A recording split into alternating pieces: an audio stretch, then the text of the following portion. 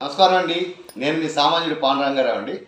ఈరోజు చెప్పదలుచుకున్న విషయం ఏంటంటే, మొన్న వినుకొండలో చాలా ఘోరంగా ఒక వ్యక్తిని హత్య చేశారండి.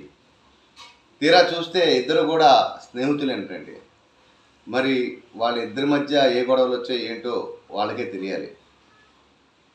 కారణాలు ఏమైనానండి, ఒక మనిషిని చంపుకోవడం అనేది చాలా తప్పండి. ఎందుకంటే ఆ మనిషికి నమ్ముకున్న ఒక కుటుంబం ఉంటుంది. పెళ్ళైతే భార్య, పిల్లలు అందరూ ఉంటారు. ఈ మనిషిని చంపడం వల్ల ఆ కుటుంబాన్ని మొత్తం రోడ్డు పాలు చేయడం వల్ల తప్పించి ఏముండదు. మీకు ఇంతకుముందు కూడా చెప్పానండి, రాజకీయాల్లో మిమ్మల్ని చూసే రాజకీయ నాయకులు రెచ్చిపోతారండి. వాళ్ళకి స్వతహాగా ధైర్యం ఉండదండి. నాకు తెలిసి ప్రతి రాజకీయ నాయకుడు పిరికి పందే. ఆ చుట్టుపక్కల ఉన్న బలగం జనాన్ని, అందులో సాహసం చేసేవాళ్ళు ఎవరైనా ఉంటే, తెగించేవాళ్ళు ఎవరైనా ఉంటే, వాళ్ళకేదో కుక్కకి బిస్కెట్ వేసినట్టు వేసి వాళ్ళ చిన్న చిన్న కోరికలు లేకపోతే మందు డబ్బు ఇచ్చి, ఎందుకంటే వీడు చాలా హడావిడి మనిషిరా, మన దగ్గర ఉంటే చుట్టుపక్కల వాళ్ళు భయపెట్టచ్చు అనే ఇది అందరికీ తెలిసిందే. తెలిసి కూడా ఎందుకు తప్పు చేస్తున్నారో నాకు అర్థం కావట్లేదండి. ఇప్పుడు చంపేశాడు, అతను హీరో అవుతాడు, జైలుకి వెళ్తాడు, ఎవరు అధికారం ఉంటే ఆ అధికార పార్టీ ద్వారా బయటకు వస్తాడు.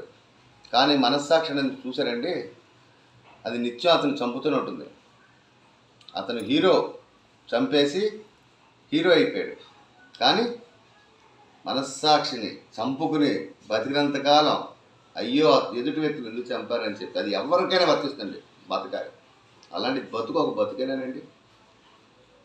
ఒకళ్ళు నచ్చకపోతే మాట్లాడటం మానేసి, నీకు పెద్ద మనసు ఉందనుకోండి, ఎదుటి వ్యక్తిని చిన్న అభిమానించి ప్రేమించి మాట్లాడుకుంటే అందులో ఉన్న ఆనందం ఎంత అండి చెప్పండి. ఒకే ఊర్లో కొట్టుకు సావటం ఏంటండి, చంపుకోవటం ఏంటండి, ఎంత మటుకు ధర్మం అండి. దయచేసి రాజకీయ నాయకుల ట్రాప్లో పడకండి ప్లీజ్. అందరికీ దయచేసి నేను 2 చేతులు దండ పెడతాను. ఎందుకంటేనండి, జీవితం అనేది చాలా విలువైనదండి.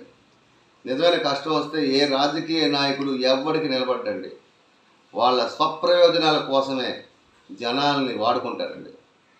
ఈ రోజుల్లో 90%, 90 కాదు 99% ఏ రాజకీయ నాయకుడు కూడా ఎవరికి ఉపయోగపడ్డండి. వాళ్ళ వ్యక్తిగత ప్రయోజనాల కోసమే ఎదుటి వాళ్ళని వాడుకుంటారు తప్పించి. దయచేసి అందరూ ఆలోచించాలండి. ఈ చంపుకునే సంస్కృతిని వదిలేసి ఒకళ్ళొకళ్ళు అభిమానించి ఒకళ్ళొకళ్ళు ప్రేమించి సంతోషంగా ఉండాలని మనస్ఫూర్తిగా వేడుకుంటున్నాను. ఇలాంటి సంస్కృతిని దయచేసి ఏ రాజకీయ పార్టీలు కూడా పెంచి పోషించకండి ప్లీజ్.